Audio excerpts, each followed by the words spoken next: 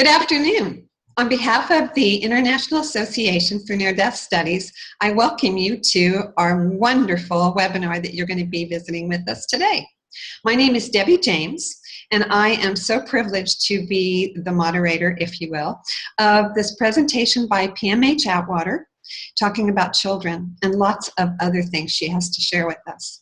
Just so you know, P.M.H. is one of those beginning pioneers of research looking at the near-death experience through the eyes of children and adults. Oh gosh, over 4,000 people she's talked to these days. She'll probably tell you, but I want to say that she's had three near-death experiences herself back in the 70s. And bless her heart, I'm going to be asking her lots of questions today. Most of all, I'm going to allow her to tell us her stories. However, you must know if you give her 30 minutes, she's got 3 hours on her mind. So yes, back and forth, I'll stop her, ask her questions. And if you would like to send us questions, please do. Because once I say PMH, you go girl, she will. So keep your questions in mind and send them to us. So PMH, that's what I have to say in welcoming everybody else. What do you have to say? Go right ahead. Oh my goodness, I didn't know I was on. You are on. Hello, everyone. Look, folks, go, if you possibly can, to San Antonio, Texas, September 3 through 6.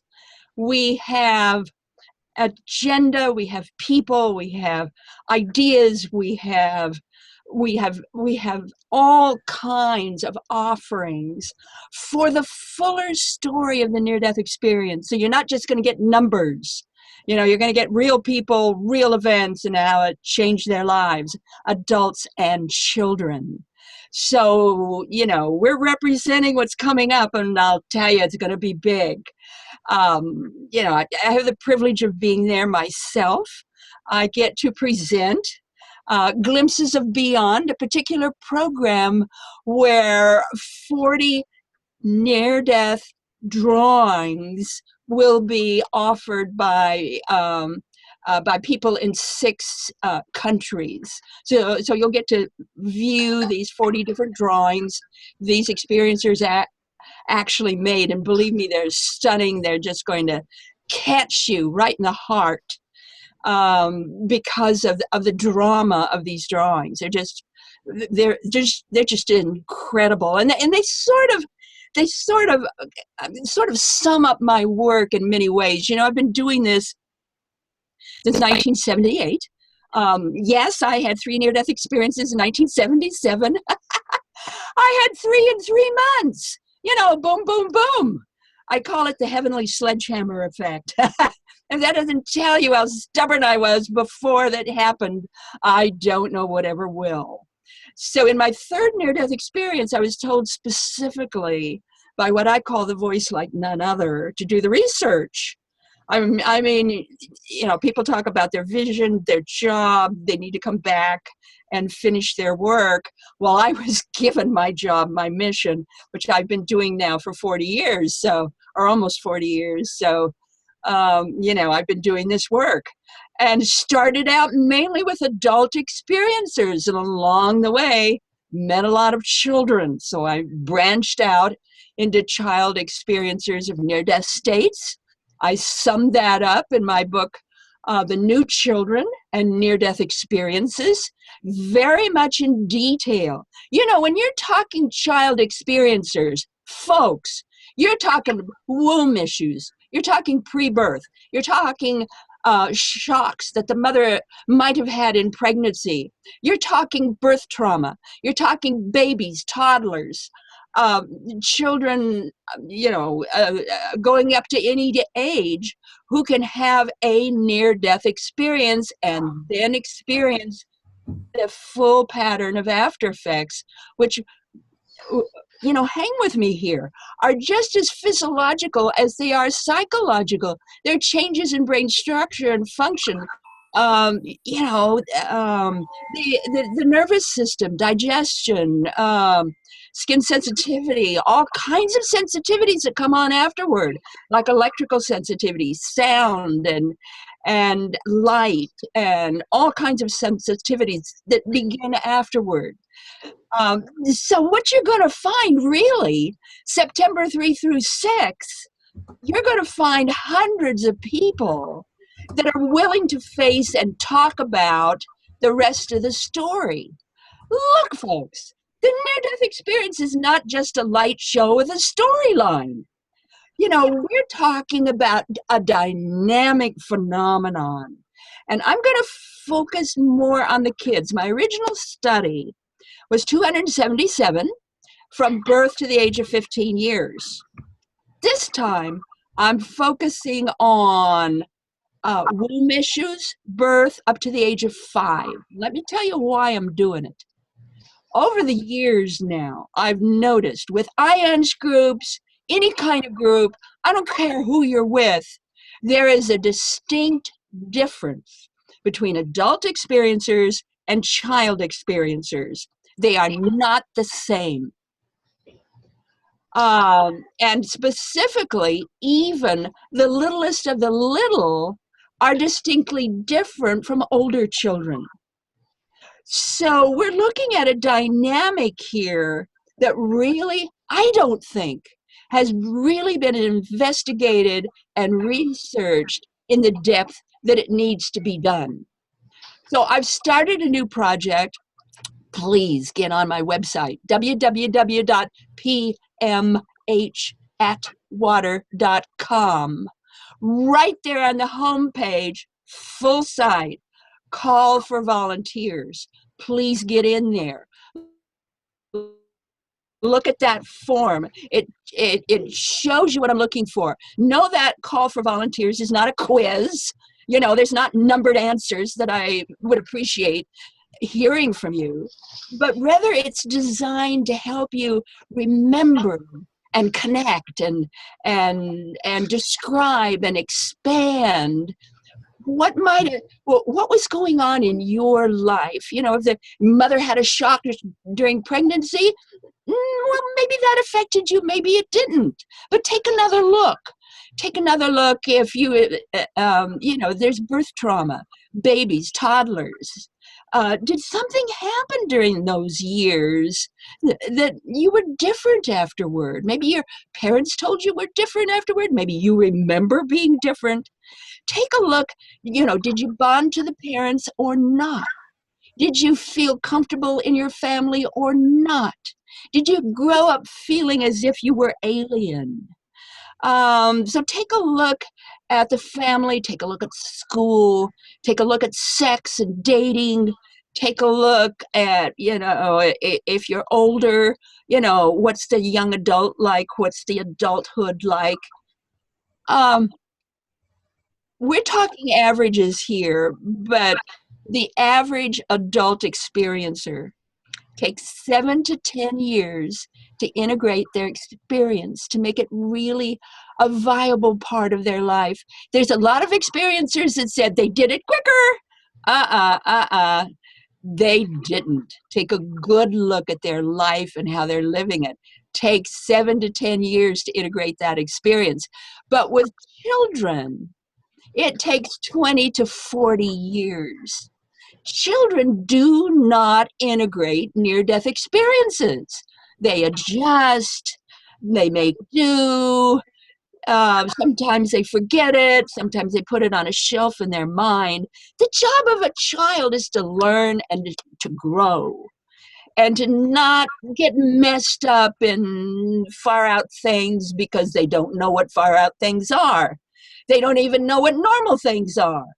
The job of a kid is to grow, to learn, to advance, to fit, to somehow fit. PMH, Yeah. can I ask you a question then? Sure. In terms of a child, you said it took them a long time to integrate. For Well, children, yeah. You also mentioned after effects. So do children, to have the after effects, do they have to remember their near-death experience? No. Okay.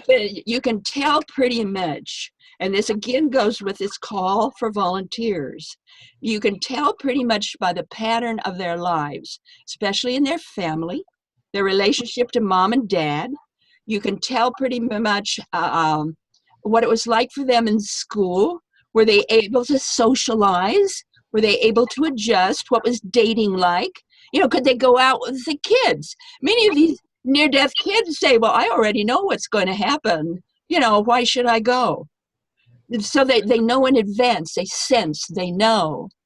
And especially getting jobs growing up, a lot of them feel like they're crazy or they're different or what's wrong with me. They don't have any place to go, any person to go to sort of understand why they're different.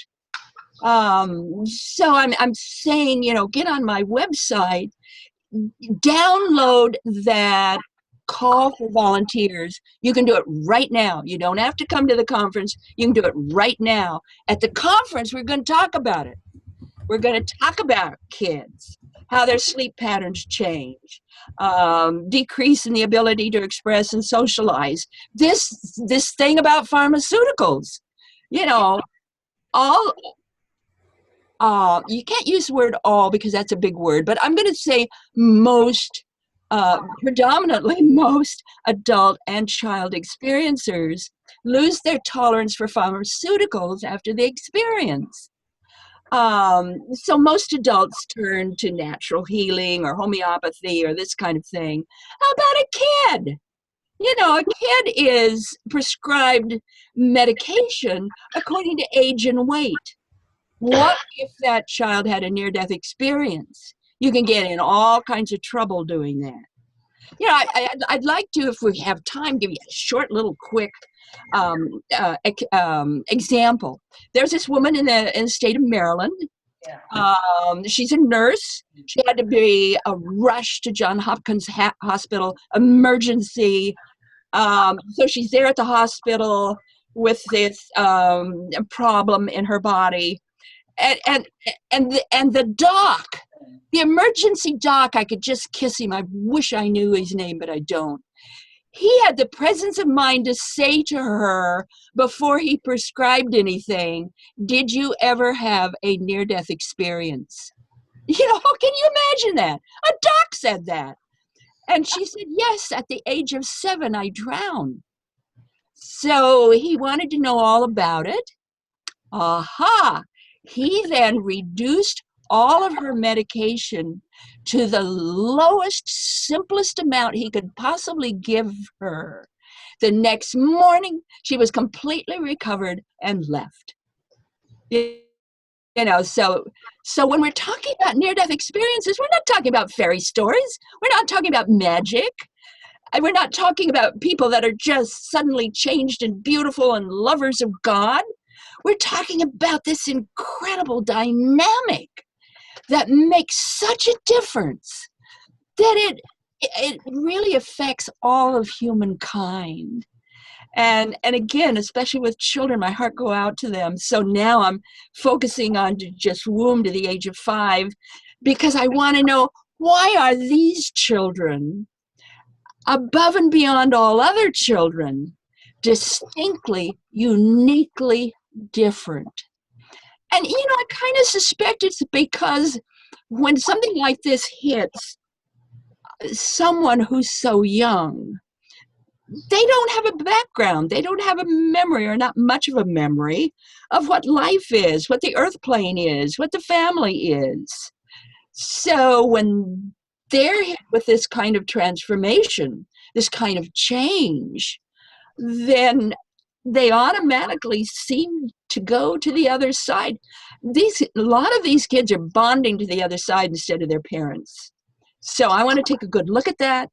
I want to take a good look at what's going on. So I'm saying, help me right now. You can wait till the conference, but help me.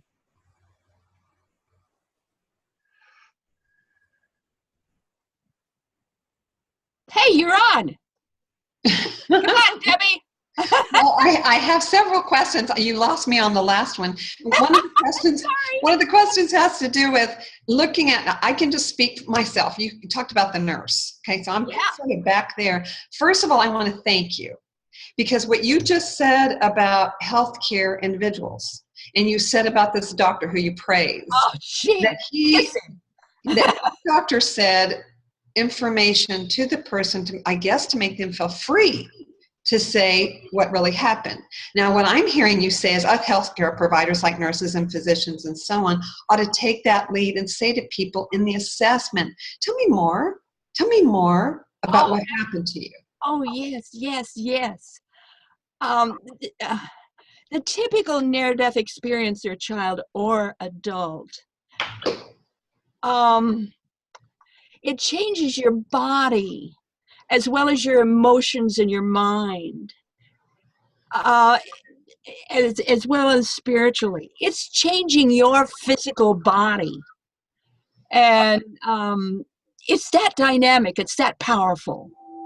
So I'm really reaching out to the medical community. I'm really reaching out to the doctors and the nurses in this world and the therapists and say, you know, if you have someone presents with maybe these kinds of issues, come to the conference. I'll show you what, you know, I'll explain what all the typical patterning is. Then right away ask them if they've ever had a near-death experience. If they have, take that to heart because it's going to affect directly what you subscribe in the way of pharmaceuticals. Also, families, listen to this. Most near-death, excuse me, near-death experiences come back sound and sun or light sensitive. But what do you do with the average kid? You kick them out the door any time of day. There might be band practice or sports practice in the heat of the day. No, do it in the morning, do it in the afternoon, but not during the heat of the day. That could directly affect them and their health. Same way with sound. What does the typical teenager do today with sound? Mega decimals, you know. And that could be, for a child experiencer, that could be extremely painful. So let's take a look at what these after effects are, and especially the markers. I call them markers for children, because those are above and beyond what is typical for adults. So let's take a look at that, because this is a big deal. Nobody's paying any much attention to children, and we've got to. Okay, while you're talking about that, could you please tell us about maybe psychic after effects and how adults will talk about psychic phenomena that they have? Do children display that as well as Yes. adults? Oh, Okay. you betcha. You betcha. Absolutely. Um, the typical experiencer comes to be very comfortable with things future, whether it's prophecy, whether it's a vision, whether it's just a sense that they know what's happening in the future, maybe a little bit into the future, maybe a lot into the future. But this that's really a marker for anybody who's had a near-death experience. How comfortable do they become with things future? Yes, they become very intuitive. Yes, they become psychic. Many of them are drawn to mediumship.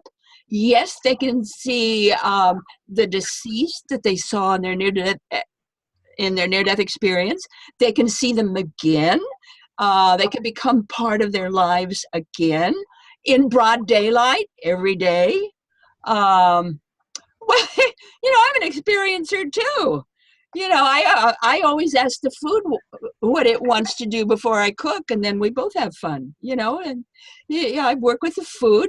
I love talking to my blender and touching the walls because they're all alive to me. I can see them breathing. To me, everything has life. And you're going to find that a lot with experiencers. And one of the fun things is they like openness. So you'll tend to find in near-death experiencers' homes, their closets are open, their cupboards maybe are open, their windows are open, drives their spouse nuts. My husband and I had to make a deal. You know, everything's open except the bedroom and the bathroom. I will I will allow curtains and blinds there, but nowhere else. Right. I want it open, open, open. Um, yes, they just know things, and you know, they sort of they sort of are drawn to wherever it is they feel a need to be there. And you hear this a lot, like maybe they'll be drawn to, they're walking along and they're drawn to a particular corner and someone's standing on that corner. They don't know who that person is. And they just go up to them and say, I just want you to know everything's all right. And the person on the corner twirls around and says, ah, I was really feeling awful and down on my luck. Oh, thank God. You really feel everything's all right? Or they'll be drawn to a person at a party or at work, and they'll just, they'll say something to the effect of, be sure you pay your bill tomorrow with the electrical people. I just have a feeling that you need to pay that bill. And of course, the person looks at it, well, what do you know about me? And then they'll think for a minute and well, maybe I should look at my electrical bill. Maybe I forgot to pay it, and it saves them from having their power off. So spontaneous things like this. Okay. Do you have time for a funny story? Sure, and then I'm going to ask you a little bit more about the markers that you mentioned. So tell us a funny story. Funny story is on me. Okay. After my near-death experience, to me, everything was alive, and winking and blinking, and I had a hard time kind of sort of figuring out that the world doesn't really work that way for everybody else. So I had to I was this bank analyst at the time, so I had to walk from my bank to Boise Cascade in Boise, Idaho, and I had to deliver some papers, and in the building, all of the offices are around the edge, and in the middle all the way up is wide open and plants, and in the middle are where the elevators are, and there's these kind of like glass walkways to the elevator. So I just delivered things. I was walking to the elevator, and a woman coming from the other side was also headed for the elevator. And I mean, Debbie, this woman was beautiful. Beautiful. I mean, she could have been a movie star. She was breathtakingly beautiful. But I could see thought forms. And all around her head and her body were these thought forms and pictures of the dirtiest bathroom I've ever seen in my life. So I walked, I shouldn't have done this, but I walked right up to her, eyeball to eyeball, and I said, don't you ever clean your bathroom? And she got real huffy. Stood back, got real huffy, and she said, well, I just haven't had time. And besides, it's none of your business. And she walked off. Okay. That's invading somebody's privacy. Yes, it is. Don't do that, near-death experiencers. But that's the kind of things experiencers face. So how do you handle these spontaneous intuitions? I'm sure you're going to tell us, huh? Well, I'll do the best I can. Okay. One of them is protect other people's privacy. Don't embarrass them. So what do you want to know about the markers? We want you to tell because you referred to it as just one of the markers. So tell us about the markers, please. Now, know that these markers are based on my previous study. Okay. So I'm looking to see, are they more? Do they still hold up? That was 277 child experiencers. I want to know, did these hold up? Okay, a non-traditional, non-conformist attitude as they're growing up may lose bonding to parents, some or most of that bonding, may feel foreign in the family environment, more comfortable with the other side. They have a charm or charisma. It's like animals and birds are drawn to them. They're socially backward, unafraid of death, though, and very bold. highly intuitive, knowing, creative, aware of things future. We already intimated that. Unique sensitivity to light and sound, sensitive to taste, touch, texture, and smell. They have a whole host of allergies that come on. That's normal. That does happen. School is a problem because most of these kids are more intelligent than the teachers. So Ooh. they're bored with the teachers, drawn to anything spiritual or the spirit worlds, may see ghosts, disincarnate spirits, an obsessive drive to accomplish a task or a project, can be mission oriented for years, yet they still want their own home. This is unique with child experiencers. They're not that much interested in money anymore, or maybe achieving anything anymore. They're very mission oriented, but they want to own their own home, even if they can't, eh, eh, don't have money for anything else. They'll save that money to make those house payments. That's really important to them. They're non-traditional in relationships, yet they want a marriage, or they want, a committed partnership. That's something else that's unique with kids. In other words, commitments to them are very important. They have a special relationship with electricity. It's almost as if electricity becomes their friend afterward. We've already talked about pharmaceuticals. Many of them will search, especially if they're little. They'll be searching for the missing worlds. They want to know where they are. They want to know, can they get in there? Again, they're decidedly independent and very innovative. So these kids really stand, I want to talk a little bit more about intelligence, because what we've found as near-death researchers, that the average length of time with no vital signs. So we're talking, heartbeat, breath, brain waves. So the brain is out, the heart is out, lungs are out. For all extents and purposes, dead corpse. The average length of time like that is 5 to 20 minutes. That's average. Now we know medically, you got to have oxygen to the brain in about 3 or 4 minutes, or you could have brain damage. Well, some of them have a little bit of brain damage afterward, but not that many. What we're finding invariably, child or adult, they come back with brain enhancement. That is to say, they're smarter than they were before. And this is really noticeable with kids. The intelligence jump that they have is just phenomenal. And another thing I've noticed with kids is it's almost as if the learning curve reverses. That is to say, learning in school, it's all concrete learning. One thing after another built on the other one.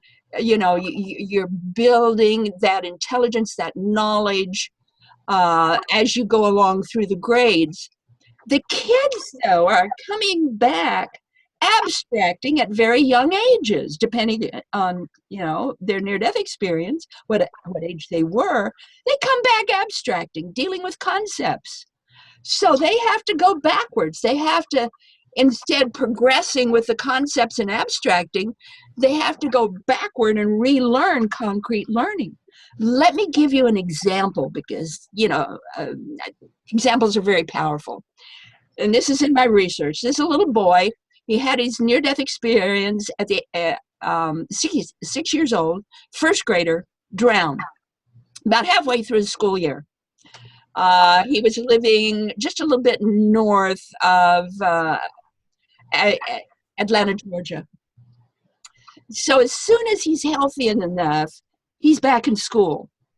Okay, first grade. What are they reading in first grade? See, Spot, Run. Dick and Jane, right? Mm-hmm. This boy came back reading Greek mythology, Wow. understanding it perfectly, and went up to his teacher and said, "Why was the book Robinson Crusoe ever written?" This kid is abstracting. That's abstracting. He's dealing with concepts. Mm-hmm. Mm-hmm. You're And right. that happened right after his near-death experience. It didn't happen before, right after. Mm-hmm. We PMH, I know how much you like to help other people, like you just talked about healthcare providers and the things we can do.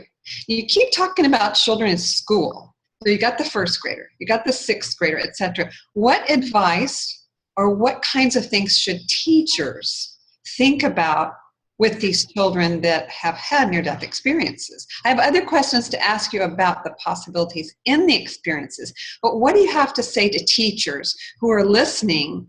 What to do with those kids that I'm now taking care of? be aware of the markers, be aware of, well, ask the child or the parents, could anything have happened when this child was really young? Might they have had a near-death experience or something like it? So you're talking with the parents. Once you get that idea that maybe this child might be a near-death experiencer, then you want just to start listening to the child, inviting the child to speak, um, encouraging the child to write stories, um, to really work from what that child knows. When the child is a little bit older, really invite the child to write their memoir. So wise are the teachers that do this, and certainly all the other kids in the class, but invite that child as a classroom project to write their memoir, and then read that memoir, and it will be so helpful. But these Okay, well then let me ask you, you said about when these kids are young. What about really young, really, really young? Earlier you mentioned about things that happen in the womb. What about premature babies? And what about children who are really, as I just said, babies? Not we've got to have parents that are listening and looking. Okay, I gotta run. Everything disappeared. okay, there you go. You're back. Oh, I'm back. You're back. That was a test, I We've got suppose. to have parents willing to listen without judgment. That's the biggest thing a parent can do, is to encourage the child to act, to play act, to do stories, drama. But um, as soon as the child is old enough to use crayons and make pictures, all the way up to adulthood, have the experiencer make their book. I don't want to seem preachy, but that's so important. Make your book. Get lots of pages, maybe put a hole in there and yarn to hold the pages together. Have a title or a cover title and a picture and your name. And inside your book, write everything that happened to you, everything that you can remember. If it made the news, put the clipping in there. If parents and friends are saying anything, invite them to write in your book, but make your book detail as much as you can, because, listen, folks, the book validates your experience. Mm-hmm. No one can validate your experience except you. You can go to other people, you can talk, you can be encouraged, you can be inspired, but no one can really validate your experience but you. If you make your book, that is a giant step forward, and especially for little kids. Mm-hmm. Invite them to act it out, play act it out, make their book, but invite them to talk about it. And be comfortable if your child wants to go off in different directions, like this little first grader in Georgia, who now wants to read Greek mythology in the first grade. You know, Tell us to act it out. Help me understand. Do you know any percentages about children and how they have scary near-death experiences compared to adults? So in other words, I want to act this out, but ooh, I had a scary near-death experience. What then? well, children do have scary experiences. Off the top of my head, I've forgotten the percentage. But it's something like 2 or 3 or 4%. It's not as high as it is with adults. But again, you want to encourage talking about it as much as possible. If if the child is afraid of the dark, respect that. Have a little light that you keep on. Sure. Invite your child to come in and talk about their fears. You know, it's all based on relationships, being able to talk about it, and being able to be patient and inviting about a child who wants to suddenly do things very, very differently. Mm-hmm. Let's explore that. P.M.H. This is Diane. Hi. Hi, how are you? I have a nephew who I identified as a NDE or very young when he was about 18 months old. And I think the most important thing was I encouraged him to talk all the time about the light beings. He saw God, he talked to God, he did all these things. And my sister and my brother and sister-in-law were sort of just in awe and not quite knowing what to do. But I think this is where parents really have to listen. One of my favorite stories with him was he was, I don't know, less than 3, first haircut, and the hairdresser was talking to him just to kind of keep him busy because this was his first haircut. And she said, well, Matthew, and he looked like a little cherubim. He had these golden, steel blue eyes, golden locks. And she said, what do you want to do when you grow up? And he looked at her and he said, well, I'm going to become a minister. And she said, oh, really? And so then he, when the haircut's over, she said to my brother, Kevin, did you know that Matthew wants to be a minister? And Kevin said to his son, Matthew, Matt, I don't know that. And he said, now remember, he's like 3 or younger. Well, what did you think I was going to do? Be an architect or an illustrator? and they're like, where does he know these words from? How does he put these together? And so often it was a matter, and I wasn't always there because I was on active duty at the time, but I tried to get him to write stuff in a book and all this stuff. But he's all grown up now. But amazing the things he would tell me. And if parents were really listening and writing down their own journal, it would tell a story after a while. That is so typical, Diane, of the deaf kids. Absolutely so typical.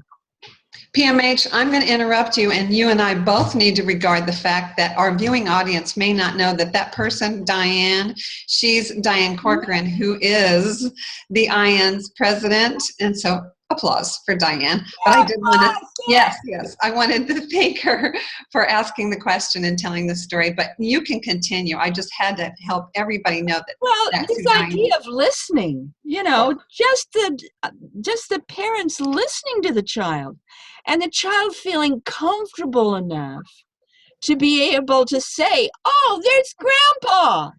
Grandpa's dead for several years. Oh, there's Grandpa. He and I are having a talk, or I like being with Grandpa. He's just such a wonderful friend. Well, for the child, that Grandpa is fully manifested. I think PMH, that is my nephew, another quick example. I was talking to my mother after my father died about the possibility of him coming back. And Matthew was sitting behind me in the kitchen, And my mother says, I don't believe in any of that stuff. I don't think, that happens. And so I get up and go downstairs to do some wash, and Matthew is right behind me. And he's maybe 4 now. And he says, Aunt Diane, I see Grandpa all the time. He's here downstairs. And I said, well, what does he look like? He said he looks just like Grandpa. He has that old sweater on and his pants, and he looks like Grandpa, but not so thick. And I thought, perfect description of a spirit. And I said, well, do you communicate? Oh, yeah. He said it's different. I just think something, and he answers me in my brain. And, of course, the telepathic communication. But he was not going to talk about that unless you were totally open to it. And it was like, no big deal. I see Grandpa. He's around. The biggest problem child experiencers have is parents who say, shut up. I don't want to hear this. You made it up. That's just your imagination. Yeah. And once they say it, that is so harmful. Yeah, it is. They're not going to talk after that. Then the child is going to personalize all of that, and it's going to become a fearful thing or a difficult thing, and it really screws up their school life, their family life, and as they mature.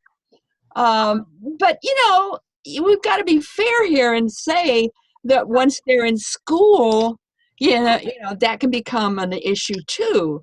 One of the girls in my research base, one of the children during school, she would see these spirit beings on the trees outside the window, and that's where she would get her answers. It's from the spirit beings outside the window. And she had to be so careful and so quiet around the teacher because she didn't want the teacher to know where she was getting her answers. So, it's a different world for child experiencers. But for children, again, their job is to grow up, not deal with something that is so radically different. And they don't understand that their world is radically different to the world that they're in. To them, it's all the same. And because of this, because of how they're affected or responded to, it can drive these children to really aberrant behavior. It can make them angry. It can make them fearful. In my initial study, there was a large percentage who became alcoholics within 5 years of their experience. Now I'm talking kids. I'm not talking teenagers and adults. I'm talking kids. Mm-hmm. They become afraid to talk to their pals or their parents. It's a big look. In my initial research base, 1/2 could remember their birth. And in those cases where I could, talk to mom or dad or their relatives, I never found a single error. They were right on, right on, right on. And one of the things I would want to help people to realize is when you're talking children, you're talking not only pre-birth, womb issues, pre-birth issues, but you're also talking abortions. You're talking missing twins. All these kinds of things that can emerge and manifest. And it can be really, really difficult. Mm-hmm. PMH, since we're getting close to time, I was going to ask you 2 things. First of all, we've been talking a lot about how to care for children. Those of us who are in certain lines of work and life, how to help them. What about if a listener is a child near-death experiencer? How do they reach out? What kind of things should they look for? Because, at our conferences, we wanted to have children. We wanted to have panels with children, but we all know about how that privacy thing goes. So 2 things. One, would you talk to the children now and ask us all to help them, but tell the children how to approach others. And then give us your final thoughts, because we are running close to time. Look, folks, really get the book, The New Children and Near-Death Experiences. Everything is there in detail. The biggest thing you can do to a child experiencer is invite them to be, to talk, to be open, and not be afraid of talking and being open. Help them to realize that what they went through, how they are now, is normal. That's such a big one, Debbie. You're normal. If you're seeing ghosts, you're normal. If you're talking to angels and the disincarnate, you're normal.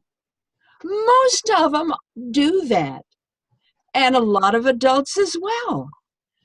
Come to the family of normal people who are whole in every level, every way.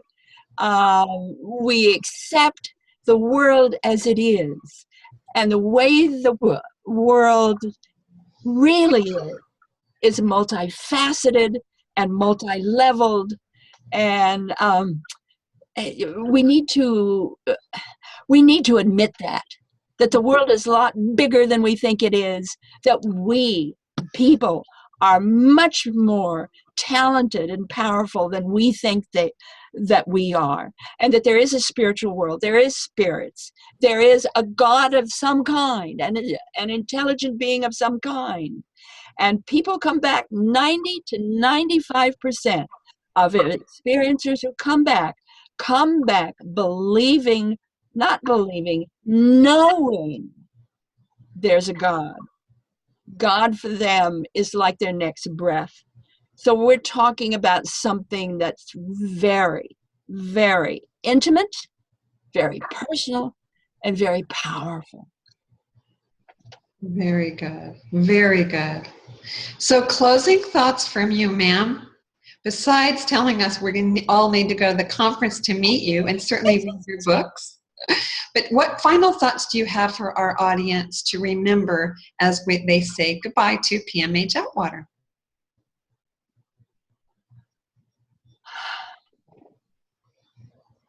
Four words that most of the near-death experiencers ever said to me after their experience. Most near-death experiencers anywhere in the world usually say these four words: always there is life. Now listen to that. Always there is life. That means there's no before life, there's no now life, there's no afterlife. What it means is we have always existed, we exist now, and we always will exist because eternity is our home. Near-death experiencers come back infused with that knowing, child or adult. Wow. Well, I want to say on behalf of everybody listening, and YouTube is going to be just the place for people to listen to this who couldn't join us today. So I want to really thank you. And if I could hug you, I would. But on behalf of everybody, and Diane, I'm going to say the same thing for you. On behalf of the board of the International Association for Near-Death Studies, thank you, PMH, for all you've contributed to the lives of others. Thank you. Thank you. Bye. Bye.